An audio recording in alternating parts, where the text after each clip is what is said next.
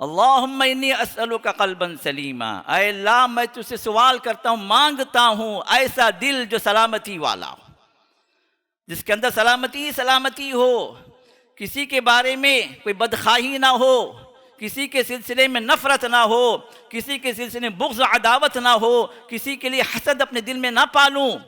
ایسا دل ہے کسی کا؟ سوچیں ہمارے دلوں کے اندر کتنی نفرتیں، کتنی کدورتیں، کتنی حسد سے بھری ہوئی ہیں، اپنے بھائی کے خلاف کتنی بغض ہے، اپنی بہن کے خلاف کتنی نفرتیں، اپنوں کے خلاف۔ کیا دل سلامتی والا بن سکتا؟ یہ اللہ کی توفیق ہے کہ اللہ تعالیٰ جس کو یہ دل دے دے تو پھر وہ دنیا کا بھی سلامتی والا انسان ہے، جو بڑے بڑے بادشاہوں کو وہ سکون نصیب نہیں ہوا جو سکون ایسے دل والوں کو اللہ نے دے دیا۔ بے شک انسان یہ بڑا ہی ظالم ہے، بڑا ہی ناشکرا ہے، اللہ کے نعمتوں کا کھاتا ہے، پیتا ہے، اسی کی نعمتوں میں ڈوبا ہوا ہے، پھر بھی اپنے رب کو نہیں پہچانتا، پھر رب کو چھوڑ کر اپنے اونچے اس پیشانی کو جو اللہ نے اس کے سامنے جھکنے کے لیے پیدا کیا ہے، غیروں کے سامنے جھکاتا ہے، کبھی پتھروں کے سامنے، کبھی قبروں کے سامنے، کبھی جھنڈوں کے سامنے، کبھی پیر کے قدموں میں، کبھی فلاں بزرگ کے قدموں میں۔ یہ اونچی پیشانی اللہ نے اپنے لیے خاص کر دی کہ اسی کے سامنے جھکے، اسی کی بارگاہ میں جھکے، اس کے علاوہ کہیں نہ جھکے۔ لیکن شکران نعمت کی جگہ وہ کفران نعمت پر اتر آتا ہے اور در در کی ٹھوکریں بھی کھاتا ہے، در در پر اپنے ماتھے بھی جھکاتا ہے۔ اس سے بڑھ کر اور کفر کیا ہو سکتا؟ اس سے بڑھ کر اور ناشکری کیا ہو سکتی کہ اللہ نے اس کو معزز مقام دیا، اتنی نعمتیں اس کے ساتھ کی وہ گن بھی نہیں سکتا، اور دنیا کا سب سے بڑا بلینر، دنیا کی پوری دولت اس کے پاس ہے، لیکن ایمان سے اگر وہ بندہ محروم ہو گیا، یہ نعمت اس کو نہیں ملی، توحید کی نعمت نہیں ملی، تو پھر اس کا ٹھکانہ جہنم ہے۔ دنیا سب کچھ ملنے کے باوجود بھی اس کے لیے خسارہ ہے، کیونکہ محمد رسول اللہ صلی اللہ علیہ وسلم نے بالکل دو ٹوک انداز سے آپ نے بیان کر دیا، بتا دیا کون جنتی ہے کون جہنمی ہے، صرف ایک جملے میں۔ وہ ایک جملہ اگر ہم اپنی زندگی کے اندر نافذ کر لیں تو انشاءاللہ ہم جنتی ہیں، اور جہنم سے ہم بچنے والے ہیں اللہ کی توفیق سے۔ آپ نے فرمایا کہ من مات وہو یشرک باللہ دخل النار، جو ایسی حالت میں انتقال کر جائے کہ وہ اللہ کے ساتھ شرک کر رہا ہے، یہ کرتا رہا بغیر توبے کے مر گیا، اللہ کے ساتھ کسی اور کو پکارتا رہا، اللہ کے ساتھ کسی اور کو بھی عبادت کا مستحق سمجھتا رہا، سجدے مسجد میں بھی، سجدے درگاہوں پہ بھی، دعائیں مسجد میں بھی، اللہ کے پاس بھی دعائیں، اللہ کے بندوں سے بھی، شفا کی امید اللہ سے بھی، شفا کی امید فلاں بزرگ سے بھی، حاجت روائی کا عقیدہ اللہ سے بھی، حاجت روائی کا عقیدہ غوث اعظم کا عقیدہ اللہ کے بندوں کے ساتھ بھی، دعاؤں کی شکلیں، عبادتوں کی شکلیں اس نے اللہ کے علاوہ کسی اور کے لیے بھی اس نے جائز کر رکھا ہے، اسی پر مر گیا، اس کی نمازیں، اس کی روزے، اس کے حج، اس کے زکوٰۃ سب پھینک دیے جائیں گے اللہ کے حضور۔ مچھر کے پر کے برابر بھی نہ عبادتوں کی نہ عظمت ہوگی نہ ویلیو ہوگی۔ تو شکر گزاری انسان کے دل و دماغ میں آ جائے، اس کے زبان پر آ جائے، اس کی زندگی میں آ جائے، تو پھر یہ بہت بڑی نعمت جو اللہ نے اس کا عطا۔ اور خاص طور پر بیوی اگر شکر گزار بن جائے، بیوی اگر قناعت پسند بن جائے، تو پھر اس آدمی کی زندگی جنت نما ہے، وہاں پر کوئی پریشانی نہیں ہوگی۔ ہر روز کی نئی فرمائش، ہر مہینے کے نئے جو ہے مطالبات، نئے شاپنگ، آج یہ ماڈل آ کر ہے، آج یہ جو ہے نئی چیز آئی ہے مارکیٹ میں، وہ چاہیے گھر میں ہمارے۔ کیوں؟ پڑوس میں جو آپ کے ساتھ نہ کام کرتے ہیں انہوں بھی دیکھو، انہوں لائی نہیں تو میں کہیں کیوں نہیں لائی جی، شروع جھگڑے۔ قناعت پسندی اگر خواتین کے اندر آ گئی تو پھر گھروں کے اندر سے بہت سارے بلکہ 80% مسائل ختم ہو جائیں گے۔ MSLI TV، رہنمائی بدلتی دنیا کے لیے۔ ان الحمد للہ نحمده ونستعینه ونستغفره ونؤمن به ونتوکل علیہ ونعوذ بالله من شرور أنفسنا ومن سيئات أعمالنا، من يهده الله فلا مضل له ومن يضلل فلا هادي له، ونشهد أن لا إله إلا الله وحده لا شريك له، ونشهد أن محمدًا عبده ورسوله، أما بعد فإن خير الحديث كتاب الله، وخير الهدى هدى محمد صلى الله عليه وسلم، وشر الأمور محدثاتها، وكل محدثة بدعة، وكل بدعة ضلالة. أيها المسلمون، فقد قال الله عز وجل في كتابه: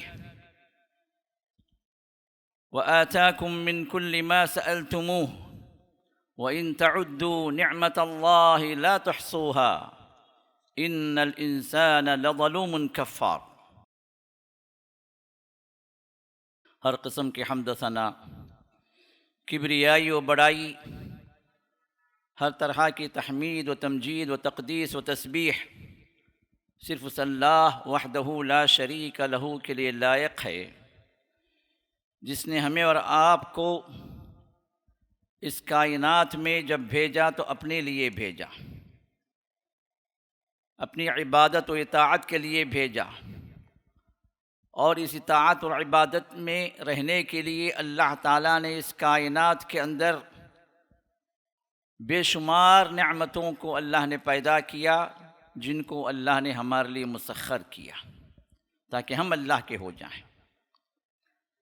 کروڑا درود و سلام ہو ہمارے اور آپ کے آخری پیغمبر جناب محمد رسول اللہ صلی اللہ علیہ وسلم پر، جنہوں نے ان نعمتوں کا صحیح استعمال کا طریقہ ہمیں بتلایا، قولاً بھی، آپ کے فرمان کے اعتبار سے بھی اور آپ کے عمل کے اعتبار سے بھی، کون سی نعمت کیسے استعمال کی جائے تو وہ نعمت بنتی ہے، اور کون سی نعمت کیسے ضائع کی جائے تو وہ نعمت زحمت بن جاتی ہے۔ حاضرین جمعہ، آج کے خطبے کا عنوان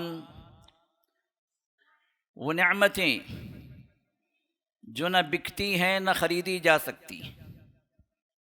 ہمیں اور آپ کو معلوم ہے کہ ہم جن سانسوں کو لیتے ہیں، جو زندگی ہم گزار رہے ہیں، یہ در حقیقت اللہ تعالیٰ کی کروڑوں نعمتوں کی مرہون منت ہے۔ اگر یہ نعمتیں نہ ہوں تو ہم ایک سانس بھی نہیں لے سکتے، یہ قطرہ پانی کا بھی نہیں مل سکتا، ہوا کا ایک جھونکا بھی ہمارے ساتھ نہیں ہو سکتا۔ یہ سب کے سب اللہ کی نعمتیں ہیں، اور ان نعمتوں کو نہ ہم شمار کر سکتے ہیں، نہ گن سکتے ہیں، نہ اپنی گنتی میں لا سکتے ہیں۔ اگرچہ کہ انسان ایسے ایسے کمپیوٹر بنا دیا ہے کہ سیکنڈ کے ہزارواں حصے میں بھی وہ ملینز اور بلینز کی تعداد گن دے سکتا ہے، لیکن اللہ کی نعمتیں ایسی ہیں کہ نہ کمپیوٹر گن سکتا ہے، نہ انسان ایسی کوئی چیز ایجاد کر سکتا ہے جو اللہ کی نعمتوں کو گنوا سکے۔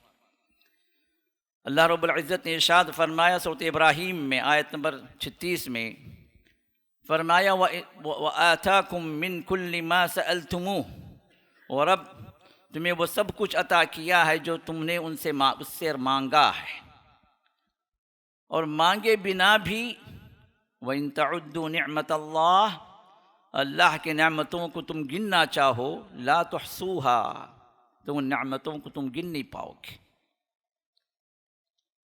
لیکن انسان اس کا جو شیوا ہے، اس کا جو وتیرہ ہے، اس کی جو عادتیں ہیں، رب العزت نے فرمایا ان الانسان لظلوم کفار، بے شک انسان یہ بڑا ہی ظالم ہے، بڑا ہی ناشکرا ہے، اللہ کے نعمتوں کا کھاتا ہے، پیتا ہے، اسی کی نعمتوں میں ڈوبا ہوا ہے، پھر بھی اپنے رب کو نہیں پہچانتا، پھر رب کو چھوڑ کر اپنے اونچے اس پیشانی کو جو اللہ نے اس کے سامنے جھکنے کے لیے پیدا کیا ہے، غیروں کے سامنے جھکاتا ہے، کبھی پتھروں کے سامنے، کبھی قبروں کے سامنے، کبھی جھنڈوں کے سامنے، کبھی پیر کے قدموں میں، کبھی فلاں بزرگ کے قدموں میں۔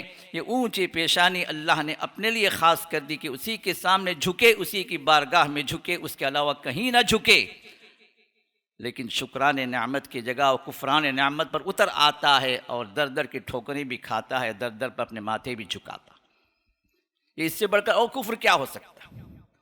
اس سے بڑھ کر اور ناشکری کیا ہو سکتی کہ اللہ نے اس کو معزز مقام دیا، اتنی نعمتیں اس کے ساتھ کی وہ گن بھی نہیں سکتا۔ اور اللہ تعالیٰ نے ان نعمتوں میں ایک نعمت انسان کو مال بھی اللہ نے عطا کیا۔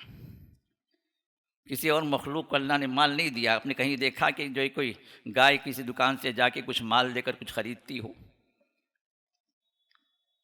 کوئی اللہ کی کوئی دوسری مخلوق کچھ دے کر کچھ لے رہی ہو۔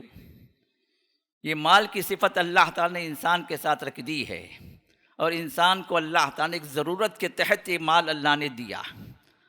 اگر یہ مال انسان اگر خیر میں خرچ کرے، نفع میں خرچ کرے، اس کو نفع دینے والی کسی بات میں خرچ کرے تو اس کے لیے وہ نفع مند بنے گا، ورنہ اگر وہ نفع مند چیز میں خرچ نہ ہو، اللہ کے رضامندی میں نہ ہو، تو پھر وہ مال اس کے لیے عذاب کا باعث بھی بن سکتا۔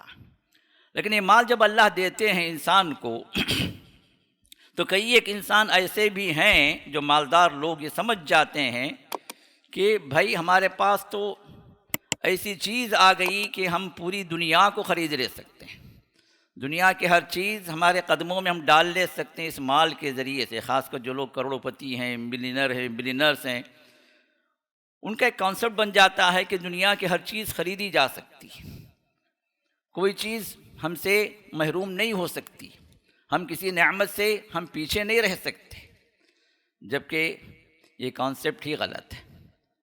اور کئی ان کو دیکھ کر بھی کئی لوگ جو ہے ان کے راہ پر چلنے کے لیے آگے بڑھتے ہیں، اور ان کا مقصد صرف یہ ہوتا ہے کہ مال زیادہ سے زیادہ جمع کرو، جتنے مالدار بنو گے اتنی عزتیں تمہارے پاس ہوں گی، جتنے مالدار بنو گے دنیا کے سب سلوشنز تمہارے پاس آ جائیں گے، جتنا مال تمہارے پاس آئے گا دنیا کی کوئی نعمت سے تم اپنے آپ کو محروم نہیں کرو گے۔ جبکہ کچھ باتیں ایسی ہیں اگر انسان سوچے تو دنیا کا سب سے بڑا کروڑ پتی بلینر بھی اس کو خرید نہیں سکتا، وقت کا فرعون خرید نہیں سکا، وقت کا حامان اور قارون خرید نہیں سکا، جو پیسوں سے نہ بکتی ہیں نہ خریدی جا سکتی ہیں۔ ان میں سے ایک 10 کو میں پوائنٹ آؤٹ کرتا ہوں آج کے اس خطبے میں، ذرا غور کیجئے، اور اگر وہ نعمتیں ہمارے ساتھ ہیں تو ہمیں اللہ کا شکر ادا کرنا چاہیے، اور ان نعمتوں میں سے کچھ وہ ہیں جو ہمارے پاس نہیں ہیں تو ہمیں اللہ سے دعا کرنی چاہیے، اس کے لیے کوششیں بھی کرنی چاہیے، کیونکہ یہ نعمتیں جو 10 کی 10 میں آپ کے سامنے رکھ رہا ہوں یہ صرف اللہ کی توفیق سے آپ کو ملتی ہیں، یہ صرف ہماری کوششوں کے بعد ہماری دعائیں رب اگر قبول کر لے تو پھر وہ نعمتیں اللہ تعالی ہمیں عطا فرماتے ہیں۔ اب آئیے ہم چلتے ہیں بغیر کسی اور تفصیل کے۔ پہلی نعمت ہے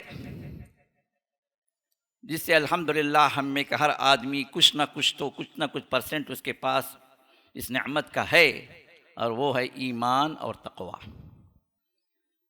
اللہ پر ایمان رکھنا اور اللہ تعالیٰ سے کما حقہ ڈرنا، یا جتنا ہو سکے ڈرنا، اسی کا نام تقوی ہے، اور اللہ کے احکام پر ڈر کر چلنا، اس کو راضی کرنا اور اس کو ناراض کرنے سے اپنے آپ کو بچانا، یہی تقوی کا لب لباب ہے۔ تو ایمان اور تقوی ایک دوسرے سے لازم ہے، جس کے دل میں ایمان ہوگا اس کے دل میں تقوی بھی ہونا ضروری ہے۔ یہ اور بات ہے کہ ایمان کا پرسنٹیج ہو سکتا کم ہو، جس کی وجہ سے تقوی کا پرسنٹیج اس کے اندر کم ہو جائے، اور یہ دونوں جو جڑے ہیں ایک دوسرے کے ساتھ لنکڈ ہیں، مربوط ہیں، اور اس کا تعلق انسان کے دل سے ہے، اور دل کا تعلق رب سے ہے، اور رب ہی کے علم میں یہ بات ہے کہ کس کے دل کے اندر کتنا ایمان ہے، کتنا تقوی ہے۔ یہ اور بات ہے کہ اس کے مظاہر فزیکلی ہم دیکھتے ہیں کہ اس ایمان کی وجہ سے اس کا ریفلیکشن اس کی زندگی پر کیسے ہے، اس کو دیکھ کر ہم کہتے ہیں بھائی یہ بندہ ایمان والا، یہ بندہ جو ہے تقوی والا۔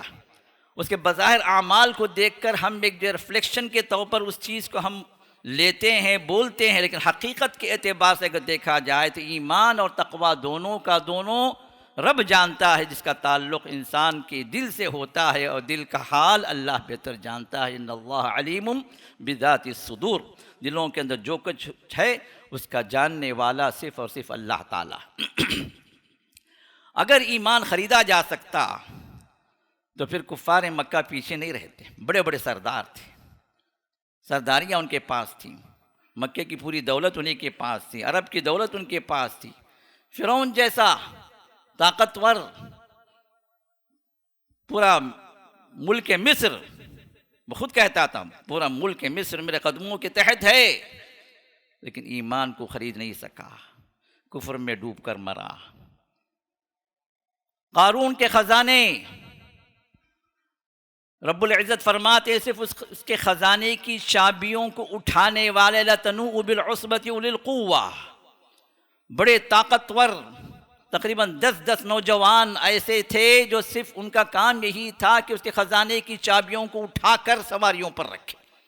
خزانے کی چابیاں اٹھانے کے لیے 9-10 آدمی چاہیے، تو خزانہ کتنا ہوگا؟ وہ تجوریاں کیسے ہوں گی؟ وہ صندوق کتنے بڑے بڑے ہوں گے جس میں اس نے خزانے بھرے تھے، ہیرے جواہرات بھرے تھے، سونے اور چاندی کے وہ اموال اس نے جب ذخیرہ اندوز کیے ہوئے تھے، اور ایسا قارون بھی ایمان نہیں خرید سکا۔ تو ایمان یہ اللہ کی توفیق سے ملا۔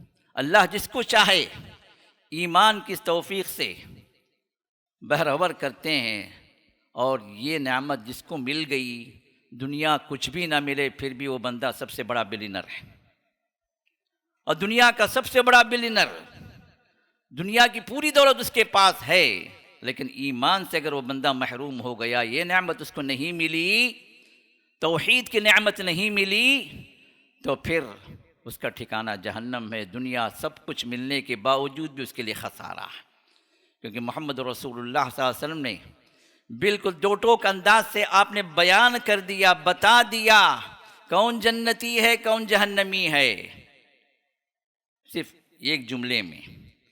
وہ ایک جملہ اگر ہم اپنی زندگی کے اندر نافذ کر لیں تو انشاءاللہ ہم جنتی ہیں، اور جہنم سے ہم بچنے والے ہیں اللہ کی توفیق سے۔ آپ نے فرمایا کہ من مات وہو یشرک باللہ دخل النار، جو ایسی حالت میں انتقال کر جائے کہ وہ اللہ کے ساتھ شرک کر رہا ہے، یہ کرتا رہا بغیر توبے کے مر گیا، اللہ کے ساتھ کسی اور کو پکارتا رہا، اللہ کے ساتھ کسی اور کو بھی عبادت کا مستحق سمجھتا رہا، سجدے مسجد میں بھی، سجدے درگاہوں پہ بھی، دعائیں مسجد میں بھی، اللہ کے پاس بھی دعائیں، اللہ کے بندوں سے بھی، شفا کی امید اللہ سے بھی، شفا کی امید فلاں بزرگ سے بھی، حاجت روائی کا عقیدہ اللہ سے بھی، حاجت روائی کا عقیدہ غوث اعظم کا عقیدہ اللہ کے بندوں کے ساتھ بھی، دعاؤں کی شکلیں، عبادتوں کی شکلیں اس نے اللہ کے علاوہ کسی اور کے لیے بھی اس نے جائز کر رکھا ہے، اسی پر مر گیا، اس کی نمازیں، اس کی روزے، اس کے حج، اس کے زکوٰۃ سب پھینک دیے جائیں گے اللہ کے حضور۔ مچھر کے پر کے برابر بھی نہ عبادتوں کی نہ عظمت ہوگی نہ ویلیو ہوگی، سیدھی سیدھی جائے گا جہنم۔ دخل النار، یہ میں نہیں کہہ رہا ہوں، رسول اللہ صلی اللہ علیہ وسلم کے واضح کلمات ہیں، بخاری مسلم کے اندر، ہر صحیح حدیث کی کتاب کے اندر آپ کو مل جائیں گے۔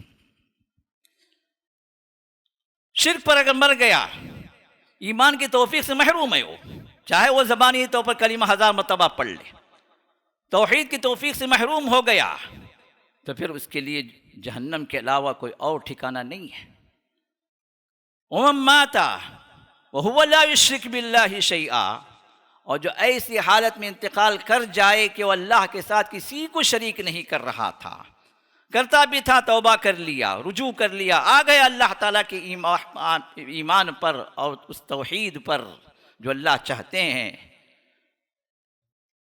توحید پر انتقال ہوا، تو پھر دخل الجنہ، وہ جنت میں داخل ہوگا۔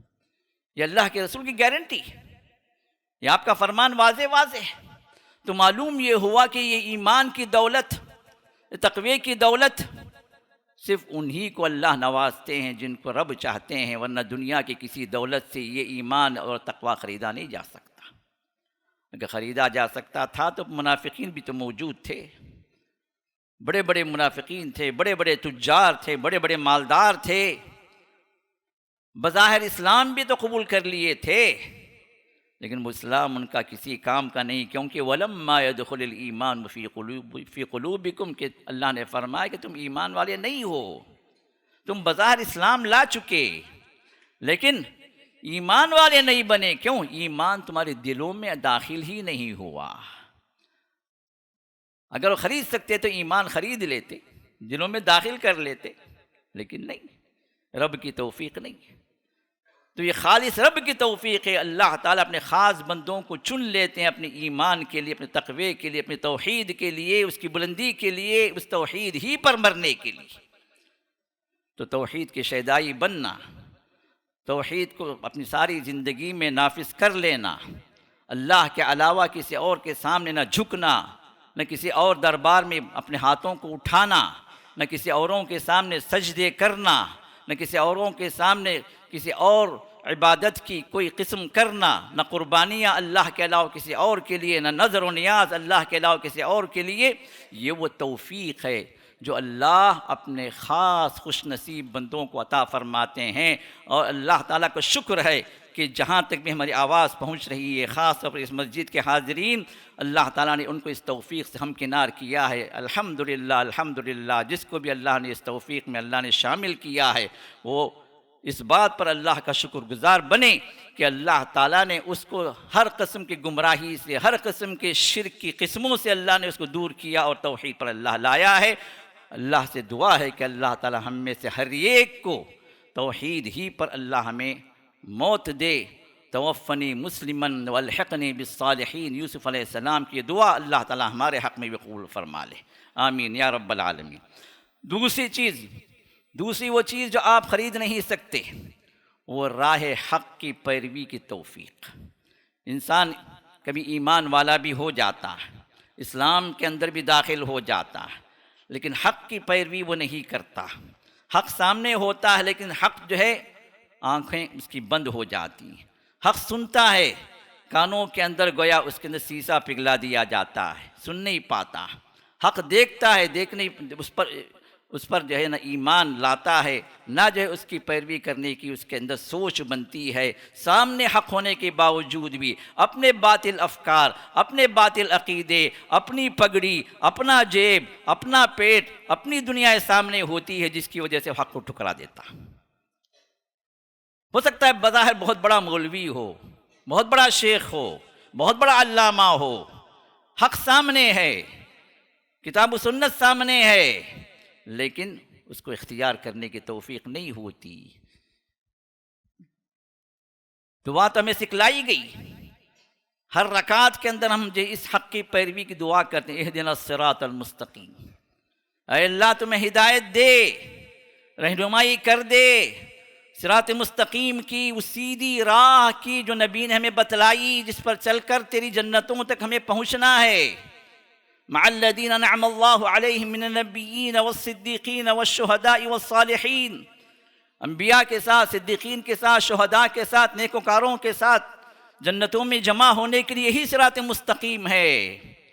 اور صراط مستقیم سامنے ہونے کے باوجود بھی فرض نمازوں کے 17 رکعتوں میں ہر رکعت میں پڑھنے کے باوجود بھی اس صراط مستقیم سے بندہ محروم رہتا ہے۔ کیوں؟ اس لیے کہ اس کو یہ نہیں کہ حق نہیں ملا، حق تو موجود ہے قرآن کی شکل میں، حق تو موجود ہے رسول اللہ صلی اللہ علیہ وسلم کی واضح صحیح سنتوں کی شکل میں، لیکن یہ اختیار نہیں کرنا چاہتا۔ کیوں؟ اختیار کرے گا تو پگڑی زمین بوس ہو جائے گی، اختیار کرے گا تو جیب کی کمائی کم ہو جائے گی، اختیار کرے گا تو جیب پیٹ پر لاد گرے گی، اختیار کرے گا تو لوگوں کے درمیان عزت کیا رہے گی۔ اپنی عزتوں کی خاطر، اپنی دنیا کی خاطر خود بھی اپنے اس راہ حق سے محروم ہوتا ہے، دوسروں کو بھی محروم کرواتا ہے۔ یہ سب سے بڑا بد نصیب ہے، یہ سب سے بڑا بد نصیب ہے۔ دنیا بھی گئی، خسرت دنیا والآخرہ، دنیا بھی گئی اس کی اور آخرت بھی گئی، کیونکہ دنیا کے اندر بھی ایک مقام ہو سکتا ہے کہ کچھ لوگوں نے اس کو کچھ مقام دے دیا، لیکن جو اللہ اور اس کے رسول کی راہ کو ٹھکرائے، اللہ تعالیٰ اس کو عزت نہیں عطا کرتے۔ اس کو یاد رکھیں، آگے بات آتی ہے اس کی بھی۔ نمبر 3، ایسا دل آپ کو مل گیا جس کو اللہ نے فرمایا قلب سلیم، یوم لا ينفع مال ولا بنون الا من اتى اللہ بقلب سلیم۔ یہ دن وہ دن ہوگا قیامت کا جس میں نہ کسی کا مال کام آئے گا، نہ کسی کا اولاد کام آئے گی، کام آئے گا اس کے لیے وہ جس کو اللہ نے قلب سلیم دے دیا، سلامتی والا دل دے دیا۔ ایسا دل جس کے اندر نہ کفر ہے، نہ شرک ہے، نہ نفاق ہے، نہ نفرت ہے، نہ عداوت ہے، نہ کدورت ہے، نہ حسد ہے، نہ بغض ہے، کسی کے خلاف سلامتی والا دل۔ اور ایسا سلامتی والا دل کسی کو مل گیا تو اس دل میں اللہ تعالیٰ طمانینت و سکون کو نازل کر دیتے۔ وہ دنیا کا بادشاہ ہو، آخرت کا تو ہوگا ہی انشاءاللہ۔ کیونکہ کامیابی ایسے دل والے کے لیے.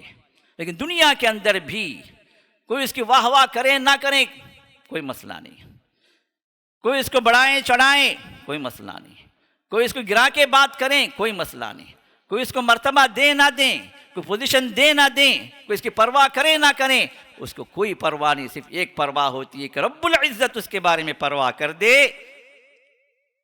رب العزت اس کا مقام بڑھا دے اپنے پاس. یہ سلامتی والا دل ابراہیم علیہ السلام نے اس کے بارے میں مانگا. اس سلامتی والے دل کے لیے اللہ رب العزت نے اپنے نبی کے ذریعے سے ہمیں دعائیں بھی سکھلائیں. اللہم انی اسألک قلبا سلیما ولسانا صادقا. محمد رسول اللہ صلی اللہ علیہ وسلم پیارے صحابہ کو یہ دعا آپ سکھلاتے تھے. اللہم انی اسألک قلبا سلیما، اے اللہ میں تجھ سے سوال کرتا ہوں، مانگتا ہوں ایسا دل جو سلامتی والا ہو، جس کے اندر سلامتی ہو، کسی کے بارے میں کوئی بدخواہی نہ ہو، کسی کے سلسلے میں نفرت نہ ہو، کسی کے سلسلے میں بغض و عداوت نہ ہو، کسی کے لیے حسد اپنے دل میں نہ پالوں. ایسا دل ہے کسی کا؟ سوچیں ہمارے دلوں کے اندر کتنی نفرتیں، کتنی کدورتیں، کتنی حسد سے بھری ہوئی ہیں. اپنے بھائی کے خلاف کتنی بغض ہے، اپنی بہن کے خلاف کتنی نفرتیں، اپنوں کے خلاف. کیا دل سلامتی والا بن سکتا؟ یہ اللہ کی توفیق ہے کہ اللہ تعالیٰ جس کو یہ دل دے دے تو پھر وہ دنیا کا بھی سلامتی والا انسان ہے. جو بڑے بڑے بادشاہوں کو وہ سکون نصیب نہیں ہوا جو سکون ایسے دل والوں کو اللہ نے دے دیا. علماء اور اولیاء کے قدموں میں اپنے وقت کے بڑے بڑے بادشاہ آ کر بیٹھنے کی تمنا کرتے تھے، لیکن یہ علماء اور اولیاء جو ہے ان کے سامنے سے بھاگتے تھے، ان سے دور ہوتے تھے، کہتے تھے بھئی تمہارا ہمارا کیا لینا دینا، تمہاری دنیا الگ ہے ہماری دنیا الگ ہے. سلف صالحین میں سے بعض نے فرمایا کہ اگر وقت کے بادشاہ اگر یہ جان لیں کہ ہم کس سکون و اطمینان میں ہیں، کس مسرت و خوشی کے ساتھ ہیں، تو اس سکون و اطمینان ہماری خوشیوں کو لینے کے لیے، لوٹنے کے لیے ہم سے جنگ کر دیں گے، لیکن لے نہیں سکتے، کیونکہ دولت سے خریدی جانے والی چیز نہیں ہے. دل کا سکون اگر انسان کو میسر اگر ہو جاتا تو بڑے بڑے ایکٹرز، بڑے بڑے جو ہے وقت کے ملینرز، بڑے بڑے وقت کے مشہور اداکار، فلم ایکٹرز جو دنیا کے اعتبار سے بڑے اونچے لیول پہ ہیں، مارے نہیں پھرتے، ہپی زپی بن کر جائے گلی گلی میں نہیں ٹھوکریں کھاتے، اپنے سکون کے لیے ایک لفظ کو آباد نہیں کرتے. شراب اور نشے کی عادتیں، ڈرگس کی عادتیں ان کے اندر نہیں آتی. یہ سب جو عادتیں جو انسانوں کے درمیان میں پلتی بڑھتی ہیں، کس لیے؟ سکون تلاش کرنے کے لیے. اور سکون اللہ تعالیٰ نے الا بذکر اللہ تطمئن القلوب، اللہ نے اللہ کی یاد میں اللہ نے دلوں کا اطمینان رکھا ہے. سکون وہاں ہے، اللہ کی اطاعت میں آ جاؤ، اللہ کی فرما برداری میں آ جاؤ، اللہ کی یاد ہمیشہ تمہارے دل و دماغ میں، تمہارے عمل میں رہے، تو پھر یہاں سکون اللہ نازل فرماتے ہیں. اور یہ اللہ تعالیٰ اپنے خاص بندوں کو ہی اللہ تعالیٰ عطا فرماتے ہیں. اور اسی طرح اگر دیکھیں تو نمبر 4، عزتوں کو عطا کرنے والا صرف وہ رب ہے. لوگ یہ سمجھتے ہیں کہ میں مال سمیٹ لوں تو مجھے عزت مل جائے گی. عزت نہیں ملتی، شہرت مل سکتی، فیم ہو سکتا، لائکس ہو سکتے ہیں، ویوز بڑھ سکتے ہیں، لوگ تعریف کر سکتے ہیں، لیکن عزت ایک اور چیز ہے، شہرت ایک اور چیز ہے. انسان شہرتیں خرید سکتا، لوگ اس کے لیے کھڑے ہو جائیں، لوگ اس کی واہ واہ کریں، تعریفیں کریں، یہ عزت نہیں ہے. عزت الگ چیز ہے. عزت دلوں کے اندر پیدا ہوتی ہے، عزت اللہ دلوں میں ڈالتے ہیں. اللہ نے فرمایا وَلِلَّهِ الْعِزَّةُ وَلِرَسُولِهِ وَلِلْمُؤْمِنِينَ وَلَكِنَّ الْمُنَافِقِينَ لَا يَعْلَمُونَ. عزت کس کی ہے؟ اللہ کی ہے، جو رب العزت ہے، عزتوں کا دینے والا. تُعِزُّ مَن تَشَاءُ وَتُذِلُّ مَن تَشَاءُ. جس کو چاہے اللہ عزتوں سے نواز دے، جس سے چاہے اللہ عزتوں کو چھین لے، اس کو ذلیل و خوار کر دے. یہ رب العزت کا کام ہے. لیکن منافقین، اللہ نے ارشاد فرمایا کہ عزتیں اللہ کے لیے ہیں، ولی رسولی، اور اس کے رسول کے لیے عزت ہے۔ رسول کے لیے عزت کیا تھی؟ صحابہ رسول اللہ صلی اللہ علیہ وسلم کا تھوک تک زمین پہ گرنے نہیں دیتے تھے۔ پانی، وضو کا پانی ٹپکتا تھا تو وہ پانی اپنے ہاتھوں میں لے لیتے، وہ پانی زمین تک نہیں پہنچتا، صحابہ کے ہاتھوں میں وہ پانی گر جاتا اور صحابہ اپنے اوپر مسح کر لیتے تھے۔ یہ عزت دلوں کی، رسول اللہ صلی اللہ علیہ وسلم کے ایک اشارے پر اپنی جانیں قربان، اپنا مال لٹا دیے، اپنے خاندانوں کو قربان کر دیے۔ یہ عزتیں دل سے ہوتی ہیں۔ ان عزتوں کو دیکھ کر کفار مکہ کا ایک سردار جب اللہ کے رسول صلی اللہ علیہ وسلم سے بات چیت کرنے کے لیے آیا اپنی ڈیلیگیشن کے ساتھ، واپس جا کر کہا کہ اے میری قوم، میری مانو تو اس کو چھوڑ دو، محمد بن عبداللہ کو چھوڑ دو، کیونکہ میں کسریٰ کے دربار میں گیا، ایران کا جو شہنشاہ ہے وہاں بھی گیا ہوں، قیصر جو روم کا شہنشاہ ہے وہاں بھی گیا ہوں، لیکن یہ عزتیں، یہ محبتیں جو میں نے محمد اور ان کے اصحاب کے درمیان میں دیکھی، دنیا کے کسی مقام میں نے نہیں دیکھی۔ یہ عزتوں کا دینے والا اللہ تعالیٰ۔ اگر عزتیں اگر مال سے خریدی جا سکتی تو آپ نماز پڑھ رہے ہیں، صرف قرآن کا جو حافظ ہے، اللہ کے رسول نے ارشاد فرمایا، یہ نہیں فرمایا کہ نماز سے وقت آ جائے تم میں کا سب سے بڑا مالدار جو ہوگا وہ امامت کرے، وقت کا بادشاہ ہے وہ امامت کرے، سب سے بڑا منصب جس کا ہے وہ آگے بڑھے، یا ام القوم اقرؤکم، تم میں کا سب سے بہتر جو قرآن پڑھنے والا ہے وہ امامت کرے۔ کیوں؟ قرآن امام ہے، عزتوں کو دینے والا اللہ تعالیٰ نے قرآن کو بنا دیا۔ قرآن جتنا زیادہ انسان کے دل میں، اس کے عمل میں آ جائے، اللہ تعالیٰ اس کے عزتوں کو بڑھا دیتے ہیں۔ کئی مشہور لوگ گزر چکے ہیں اس دنیا سے، لیکن کسی کا نام لیتے ہوئے کبھی کسی نے کہا رحمہ اللہ، اللہ ان پر رحمت نازل کرے؟ دنیا کے بڑے بڑے لیڈرز گزرے ہیں، کبھی نے ان کا نام لیا تو عزت و احترام کے ساتھ دعائیں دے کر نام لیا؟ یہ دنیا والے تھے، دنیا کے ذریعے اپنی شہرتیں تو حاصل کر لی، لیکن اللہ نے عزتیں انسان کے، ایک عالم دین، ایک حافظ قرآن، ایک قرآن والا، ایک دیندار، ایک صالح، جب انسان اگر گزر بھی جاتا ہے تو اس کے لیے دل سے احترام، دل سے عزتیں ہوتی ہیں، زبان سے کلمات نکلتی، یا اللہ تو ان پر رحم فرما دے۔ کیا بھائی، کیا تعلق ہے بھائی؟ کسی ولی کا نام لیتے ہیں،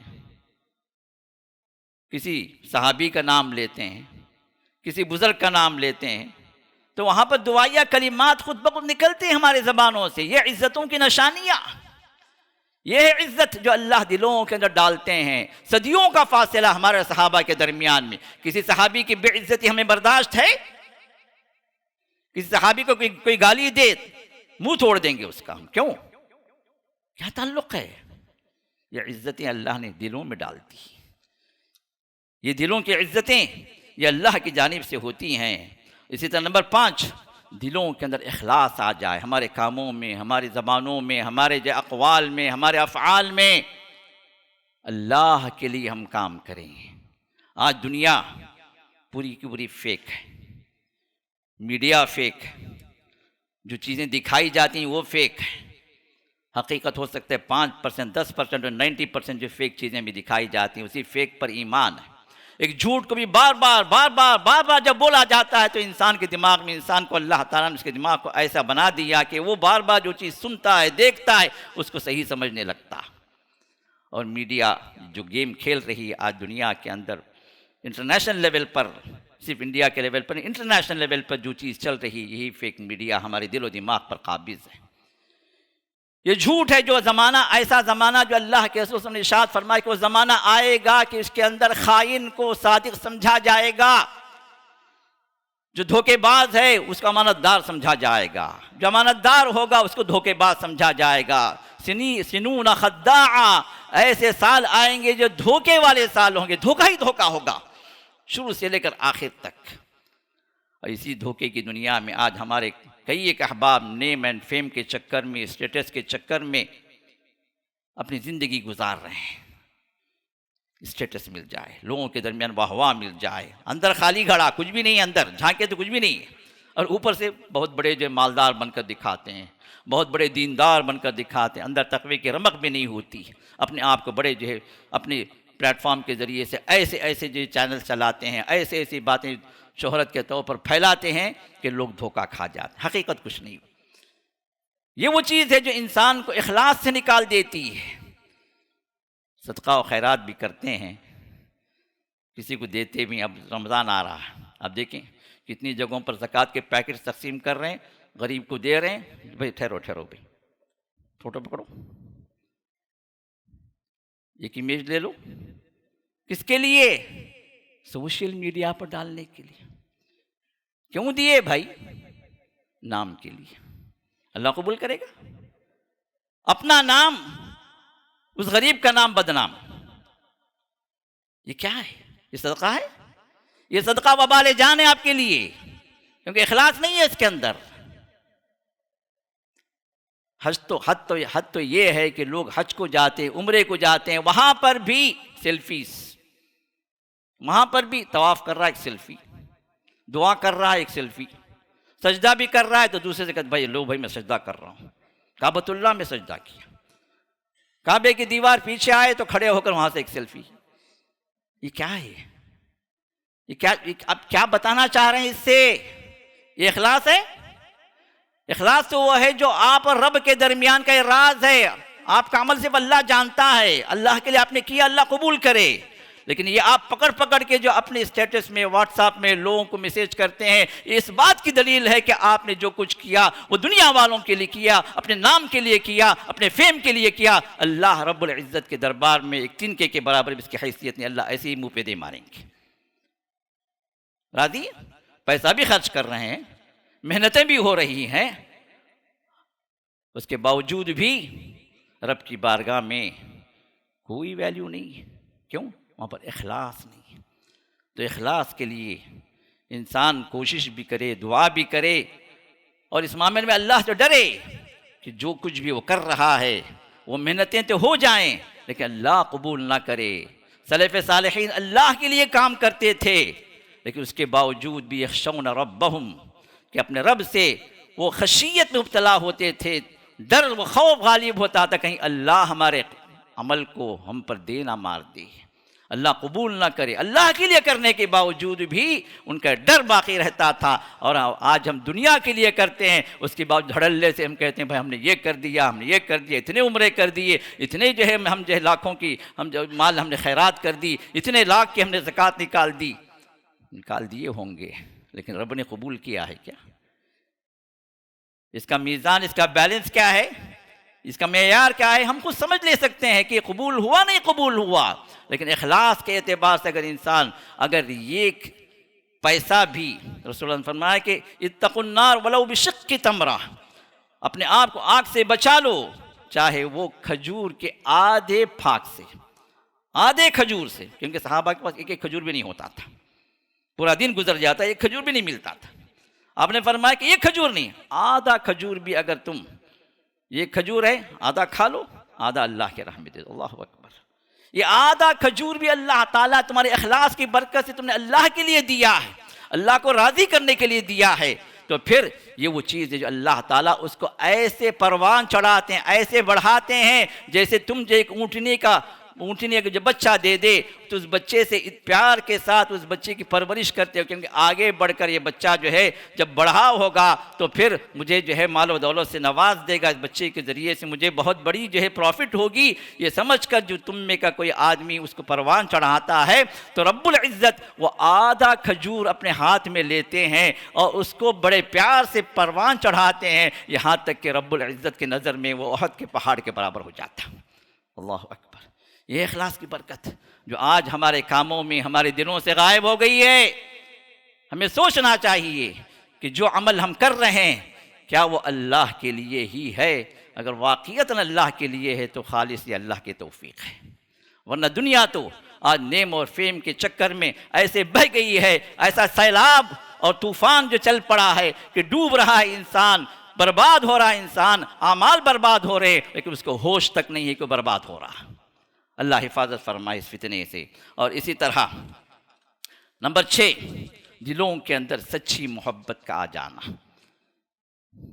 دوستیاں بہت ہوتی ہیں، رشتہ داریاں بہت ہوتی ہیں، لیکن آپس میں سچی محبت، ایک دوسرے کا دکھ درد سمجھنا، سچی محبت یہ ہے کہ ہم جس سے محبت کرتے ہیں اس کو جہنم کی راہ سے ہٹا دینا، اس کو جنت کی راہ کی طرف لے آنا۔ کیوں؟ ہم جنت میں جانے والے ہیں انشاءاللہ، امید بھی ہے، دعا بھی ہے، کوششیں بھی ہیں، اللہ قبول کر لے۔ تو ہمارا کوئی بھائی، ہمارا کوئی رشتہ دار، ہماری بیوی، ہمارے بچے، ہمارے چچا، ہمارے ماموں، ہماری خالہ، ہماری پھوپھی، یہ ہمارے وہ رشتہ دار ہیں جن سے ہمارے رشتے قائم ہیں، محبتوں کے دعوے بھی ہیں، لیکن کتنے ہم میں سے وہ لوگ ہیں جو خود تو صحیح راہ پر آ گئے، خود تو ہدایت کی راہ پر آ گئے، خود جنت کی راہ کی طرف آ گئے، لیکن وہ لوگ ڈوبے ہوئے شرکیات میں۔ ان کے گھروں کے اندر فاتحہ خوانیاں بزرگوں کی ہو رہی ہیں، ابھی رجب گزرا تو 22ویں کی فاتحات ہوئی، ابھی کسی بزرگ کی فاتحہ ہوئی، سیمنی کی فاتحہ ہوئی، کنڈے بھرے گئے، غیر اللہ کے نعرے لگاتے رہے، پھر بھی ہم خالہ پھوپھو چاچی کہہ کے جاتے ہیں۔ کبھی ہم ان کو نصیحت ہم نے کی؟ کبھی ہمیں بتایا کہ یہ جو راہ آپ لیے ہوئے ہیں، جہاں چل رہے ہیں، یہ ہمیں اور آپ کو جدا کرنے والی راہ ہے، یہ ہماری راہ جنت کی طرف ہے، آپ کی راہ جہنم کی طرف ہے، خدا راہ بچ جاؤ، آ جاؤ اللہ کی توحید کی طرف، شرک سے اپنے آپ کو بچا لو۔ کبھی دعوت دی ہم نے؟ زبانی محبتیں یہ کام نہیں آتی۔ دل میں محبت اگر ہے کہ ہم اور آپ بھی جنت میں ہم شامل ہوں، کیونکہ اللہ جب جنتی کو جنت میں پہنچائیں گے تو اللہ تعالیٰ وہاں پر اس کے جتنے جنتی بیوی بچے ہیں، رشتہ دار ہیں، ذریات ہیں، پوتے پوتیاں ہیں، نواسے نواسیاں ہیں، آپ کے دادا پردادا، دادی پردادی، نانی پرنانی، جتنے آپ کے خاندان والے ہوں گے جو جنت میں ہوں گے، اللہ ان سب کو جمع فرمائیں گے، جنتی خاندان ہو۔ لیکن اگر راہیں بدل گئیں، ہم توحید پر آ گئے، وہ شرکی پر رہے، ان کی راہ کہیں اور نکل گئی، تو کیا یہ محبت؟ دنیا کی کسی مصیبت کے لیے ہم تڑپتے ہیں، کوئی تکلیف آ گئی، کوئی پریشانی آ گئی، ہارٹ اٹیک آ گیا، کینسر کا مسئلہ ہو گیا، بڑے دکھ درد کا اظہار کرتے ہیں، ان کے لیے کوششیں کرتے ہیں، ان کے لیے اپنا مال بھی خرچ کرتے ہیں، لیکن یہ دنیاوی نفع تو ہم دے رہے ہیں، لیکن کیا آخرت کا نفع ہم دے رہے ہیں؟ سوچیں اس بات کو سوچیں، اس درد کو لے کر اٹھیں یہاں سے، اس مسجد السلام سے، کہ ہمارے جتنے بھی رشتہ دار ہیں جن سے ہماری محبتیں ہیں، ان محبتوں کا نتیجہ یہ ہونا چاہیے کہ ہم بھی جنتی بنیں، وہ بھی جنتی بنیں، ہم بھی توحید پر قائم رہیں، وہ بھی توحید کی راہ سے جو دور ہیں ان کو توحید پر ہم لے کر آ جائیں۔ کوششیں ہماری ہوں گی، لیکن توفیق اللہ کی جانب سے، توفیق تو ہماری طرف سے نہیں ہو سکتی، کیونکہ نبی اپنے چچا کو توفیق نہیں دے سکے۔ کوششیں کرتے رہے زندگی بھر، وہ اجر تو ملے گا، باقی وہ حق پر آئیں نہ آئیں وہ اللہ کے فیصلے ہیں، اس فیصلوں میں ہمیں داخل نہ ہونا ہے نہ ہو سکتے ہیں، لیکن کوششیں ہونی چاہیے۔ تو محبتیں جو ہوتی ہیں، حقیقی محبتیں جو ہوتی ہیں، صحابہ کے درمیان میں اللہ نے محبتیں ڈالی، تو ہوا کیا؟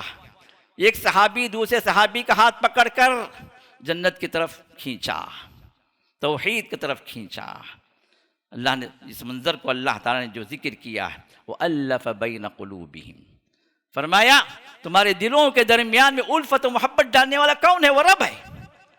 لو انفقت ما فی الارض جمیعا ما الفت بین قلوبہم، اے نبی اگر آپ اس سرزمین پر جتنی دولت ہے، جتنا سونا چاندی ہے، وہ سب بھی اگر آپ خرچ کر دیتے کہ ان کے دلوں کے اندر الفت محبت آ جائے، ما الفت بین قلوبہم، ان کے دلوں میں آپ محبت پیدا نہیں کر سکتے۔ وَلَكِنَّ اللَّهَ أَلَّفَ بَيْنَ قُلُوبِهِمْ، لیکن یہ اللہ ہے جس نے ان کی دلوں کے درمیان میں محبتوں کو پیدا کیا۔ تو یہ سچی محبت اگر ایسا شخص آپ کو مل گیا، یہ بہت بڑی نعمت ہے۔ وہ شخص آپ کو برائی پر دیکھ نہیں سکتا، وہ بیوی جس کے ساتھ آپ محبت کر رہے ہیں، وہ شوہر جو اپنی بیوی سے محبت کر رہا ہے، وہ بیوی جو اپنے شوہر سے محبت کرتی، کبھی کسی گناہ پر راضی نہیں ہو سکتے، کبھی کسی گناہ پر جمع نہیں ہو سکتے، شرک پر جمع نہیں ہو سکتے، اللہ کے ناراضگی والے کسی عمل پر جمع نہیں ہو سکتے، یہاں تک کہ رسول اللہ نے ارشاد فرمایا کہ اللہ تعالیٰ ان ازواج پر، ان زوجین پر، اس شوہر اور بیوی پر اللہ رحم فرمائے جو رات میں اٹھ کر 2 رکعت نماز پڑھ لیتے ہیں اور دوسرے کو بھی جگا دیتے ہیں۔ اللہ اکبر۔ ایک نفل کے لیے بھی ایک دوسرے کا ساتھ دینے والی، یہ وہ محبت ہوتی ہے جو میں تو جا رہا ہوں جنت کے اعلیٰ درجات میں، تم میری بیوی ہو، تم بھی میرے ساتھ رہنا چاہیے. یہ فکر ہے ہمارے پاس. یہ ہے محبتوں کا نتیجہ. آپس میں جب حقیقی محبت ہوتی ہے تو وہاں پر کوئی شر نہیں ہوتا، وہاں پر دھوکے نہیں ہوتے، وہاں پر ایک دوسرے کی امانتوں میں خیانتیں نہیں ہوتی، وہاں پیٹھ پیچھے جو غداریاں نہیں ہوتی. آج کتنے گھر ہیں جو ٹوٹ گئے، پھوٹ گئے، کتنی تجارتیں ہیں جو امانتوں سے خالی ہو گئیں، جہاں پر غداریاں جس کی وجہ سے وہ جو ہے شخص برباد ہو گیا، اور بظاہر دوست اور حقیقت میں دشمن، بظاہر میاں بیوی اور حقیقت میں ایک دوسرے کے غدار خیانت دار. یہ وہ سچی محبت نہیں ہے. جو سچی محبت اللہ کی طرف سے ہوتی ہے، جہاں پر انسان اگر اس محبت سے مالا مال اگر ہو گیا تو یہ شادیاں نہیں ٹوٹتی میرے دوستوں. آج کتنی شادیاں ہیں جو ٹوٹ جاتی، کیوں؟ اس لیے کہ وہاں پر سچی محبتیں نہیں ہوتی. سچی محبت اگر ہوتی ہے تو دوست کی پریشانی بھی اپنی پریشانی سمجھی جاتی ہے، دوست کا غم بھی اپنا غم سمجھا جاتا ہے، دوست کو مصیبت سے نکالنے کے لیے اس محبت کے خاطر سب کچھ قربان کر دیا جاتا ہے. تو بیوی بھی اپنا سب کچھ قربان کرے گی اپنے شوہر کو بچانے کے لیے، شوہر کو اٹھانے کے لیے، شوہر کی پریشانی. اسی طرح بیوی اگر پریشانی میں ہے تو شوہر بھی کیا کرے گا؟ اس کو ایڈجسٹ کرے گا، اس کا اپنے اعتبار سے جو اس کا اپنے ساتھ رکھنے کے لیے ہر ممکن کوشش کرے گا. یہ محبتوں کا نتیجہ ہوتی ہے جو شادیوں کو بھی سلامت بناتی ہے، گھروں کے اندر سکون پیدا کرتی ہے، تجارتوں کے اندر سے خیانتوں کو غائب کر دیتی ہے. اگر یہ سچی محبت دوستوں کے درمیان میں ہو اور ایک دوسرے کے شریک اور پارٹنرز کے درمیان میں آ جائے. اور آج یہ چیز محبتوں کا ڈالنا ہم اللہ کی طرف سے نہیں سمجھتے، یہ سمجھتے ہیں کہ فلاں مشائخ کے پاس جا کر تعویذ لے کر ڈال دیں گے گلے میں یا گھر کے اندر رکھ دیں گے تو محبتیں قائم ہو جائیں گی. کیسے قائم ہوں گی محبتیں؟ ان تعویذوں کے ذریعے سے شیاطین گھر کے اندر آتے ہیں. جہاں شیاطین گھر کے اندر آتے ہیں رحمت کے فرشتے غائب ہو جاتے ہیں. جہاں اللہ کی رحمتیں غائب ہو جائیں وہاں پر الفتیں محبتیں کون ڈالے گا؟ رب کا کرم کیسے ہوگا؟ آج ہماری عورتیں بھاگتی ہیں کہ شوہر اور بیوی کے درمیان میں بھائی محبت نہیں ہے، مولوی صاحب، شیخ صاحب ذرا ایک تعویذ لکھ کر دے دو. کتنی عورتیں یا آپس کے گھر کے سکون میں محبتیں زیادہ ہیں، نفرتوں میں بدلنے کے لیے بھاگتے ہیں. یہ شیاطین کے چیلے ہیں جو اپنا ایمان بھی برباد کرتے ہیں، پیسے بھی برباد کرتے ہیں، اور ایک اعتبار سے شرک کے اندر بھی داخل ہوتے ہیں، سمجھتے ہیں کہ محبتیں وہ ڈال دیں گے. نہیں، اللہ نے فرمایا وَلَٰكِنَّ اللَّهَ أَلَّفَ بَيْنَهُمْ. یہ اللہ تعالیٰ ہیں جو ان کے درمیان میں محبتوں کو ڈالتے ہیں. تو لہٰذا اس بات کو بھی ہم ذہن میں رکھیں. اور ساتویں چیز یہ ہے کہ آج ہمارے درمیان میں علاج اور شفا کے درمیان میں فرق نہیں ہے. علاج آپ کو ہسپتالوں میں ملے گا، ڈاکٹروں کے پاس ملے گا، اطباء کے پاس ملے گا، فارماسیوٹیکل کمپنیز میں علاج ہوگا، دوائیاں ہیں، علاج ہے، لیکن وہ شفا نہیں ہے. شفا صرف اللہ دینے والے ہیں.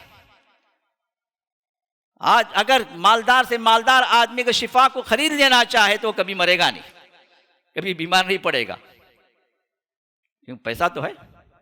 شفا خرید، وہ علاج خرید سکتا ہے، ڈاکٹر کو خرید سکتا ہے، ہو سکتا ہے پورا ہسپتال خرید لے اپنے مال سے، لیکن شفا نہیں.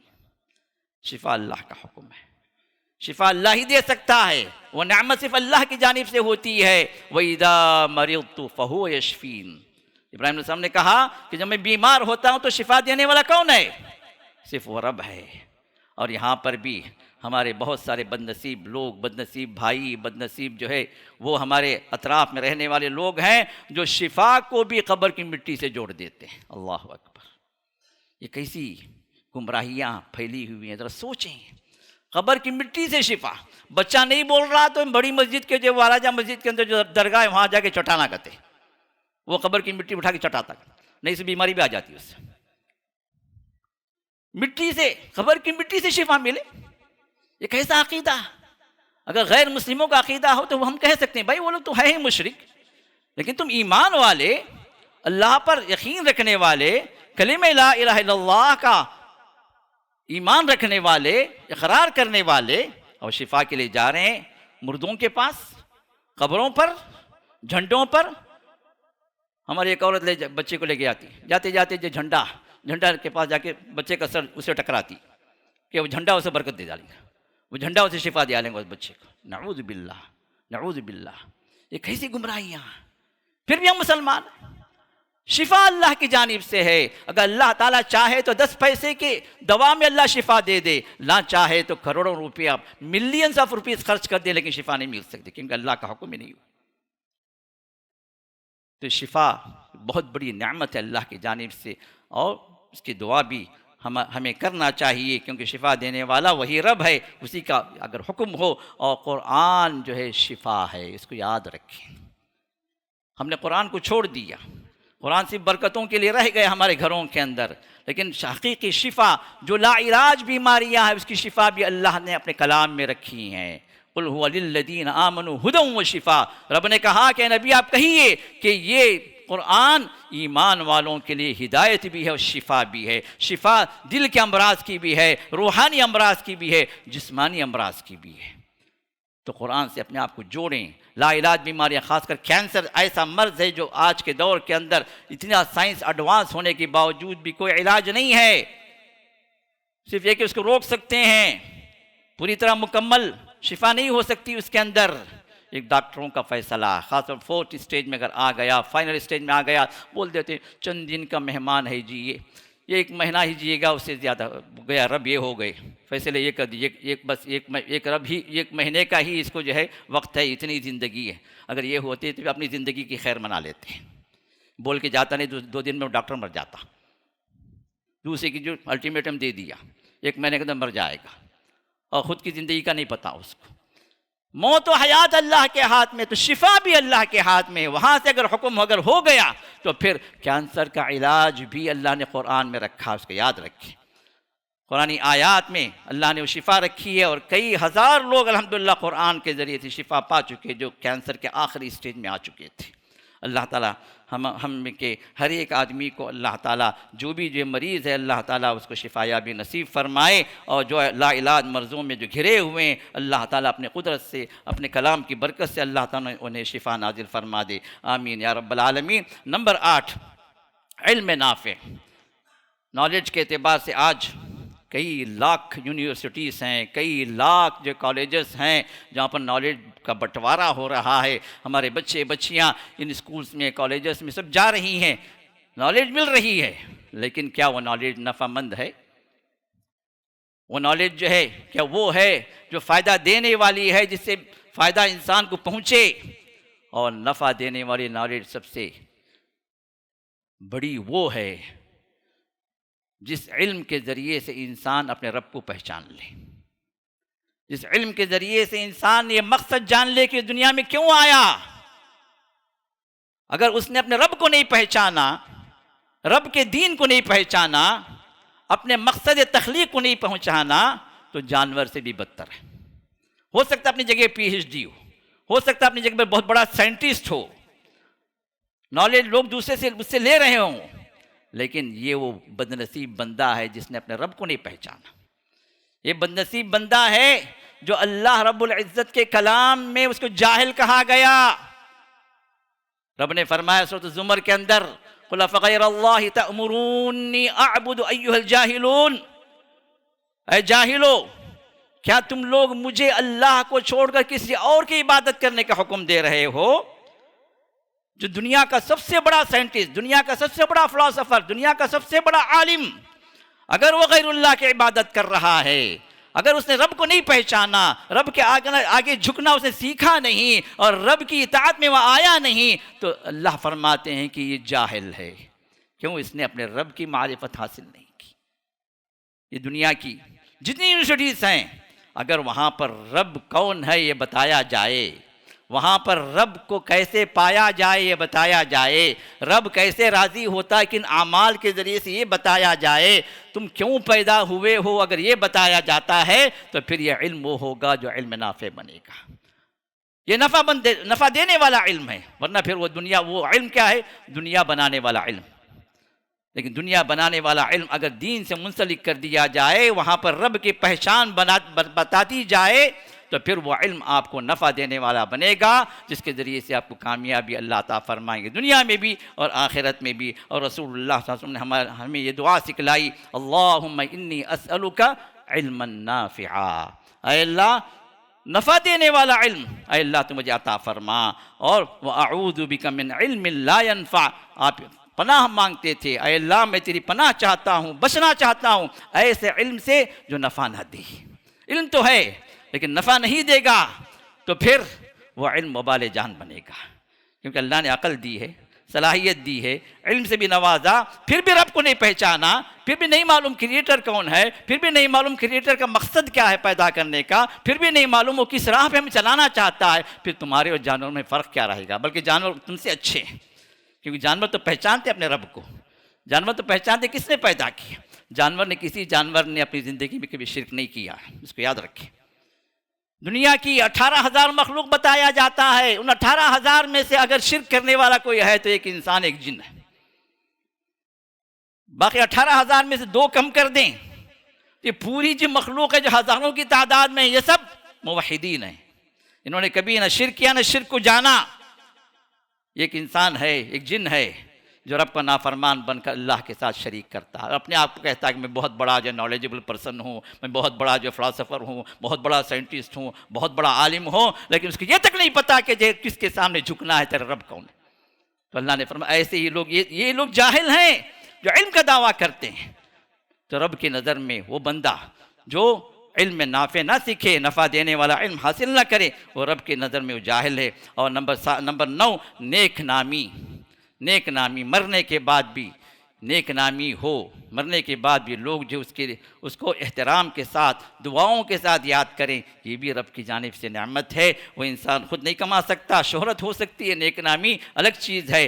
تو اللہ کے رسول اللہ تعالیٰ نے اپنے رسول پر جو قرآن نازل کیا، ابراہیم علیہ السلام کی دعاؤں میں ایک دعا کو اللہ نے یہاں پر ذکر کیا، وَاجْعَلْ لِي لِسَانَ صِدْقٍ فِي الْآخِرِينَ۔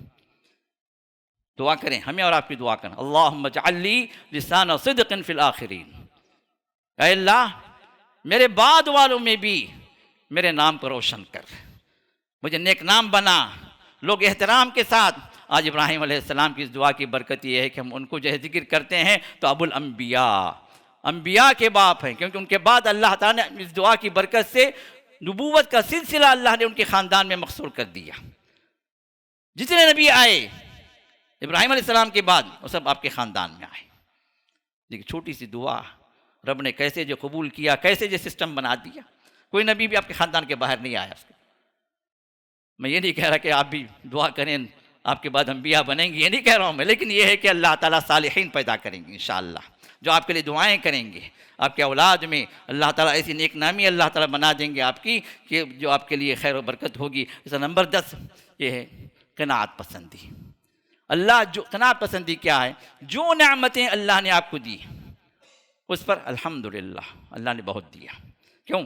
یہ نعمتیں بھی وہ ہیں جو کروڑوں کی تعداد میں لوگ موجود ہیں ان کو نہیں ملی، ان کو اللہ نے محروم کیا، مجھے اللہ نے دیا۔ کرائے کا گھر ہے، کرائے کا آج گھر ہے جی، میں بہت کوشش کر لے ہوں کہ جو ہے ایک چھوٹا سا ایک مکان خرید لوں، لیکن اب تک نہیں ہوا، شکایت۔ یہ بھی تو دیکھو نا کتنے لوگ پلیٹ فارم پہ گزر رہے،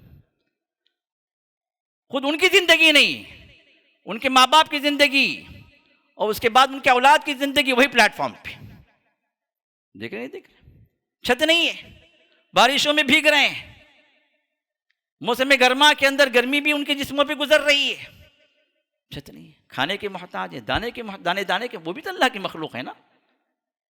تو شکر گزاری انسان کے دل و دماغ میں آ جائے، اس کے زبان پر آ جائے، اس کی زندگی میں آ جائے تو پھر یہ بہت بڑی نعمت جو اللہ نے اس کا تھا۔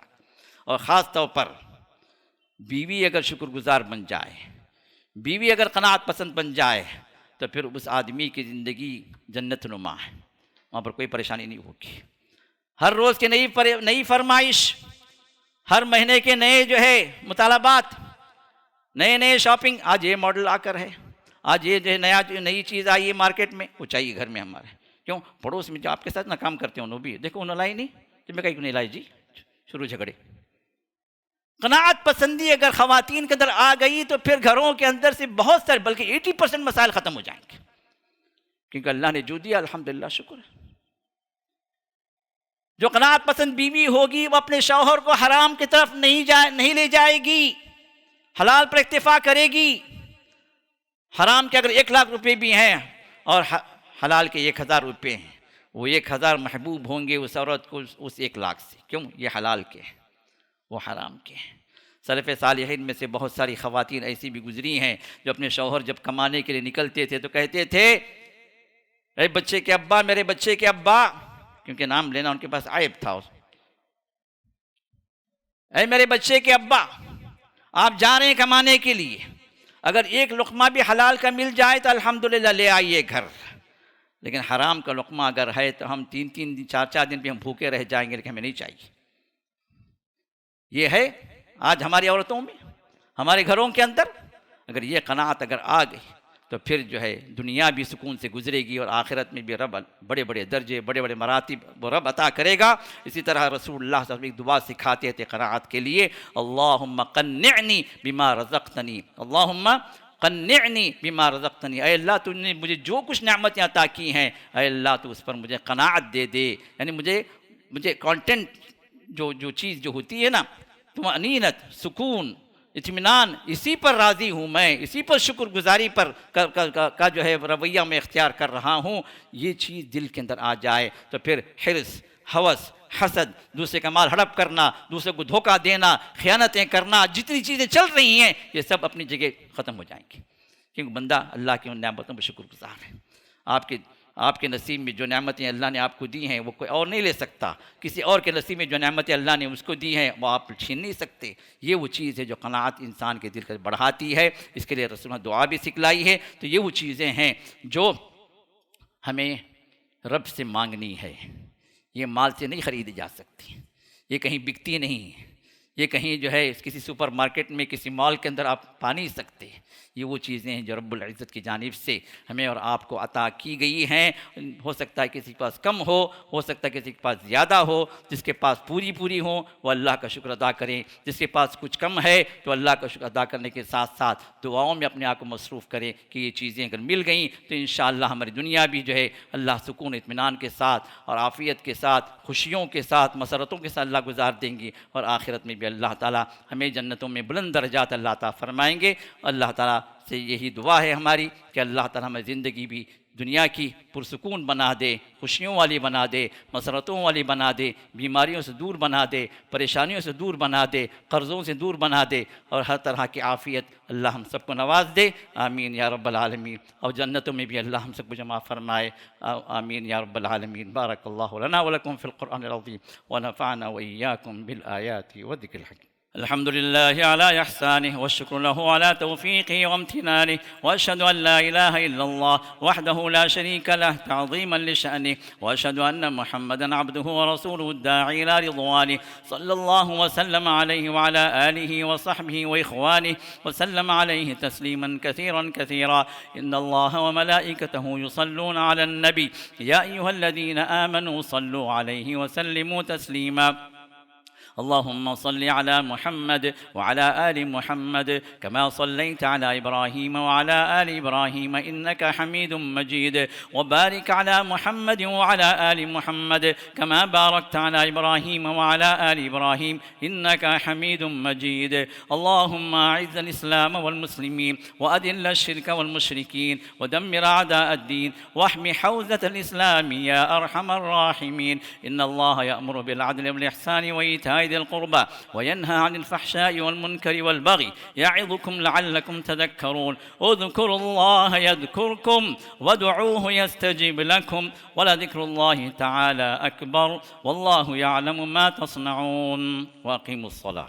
بسم اللہ الرحمن الرحیم، الحمدللہ والصلاة والسلام علی رسول اللہ وعلی آلہ وصحبہ وعلا.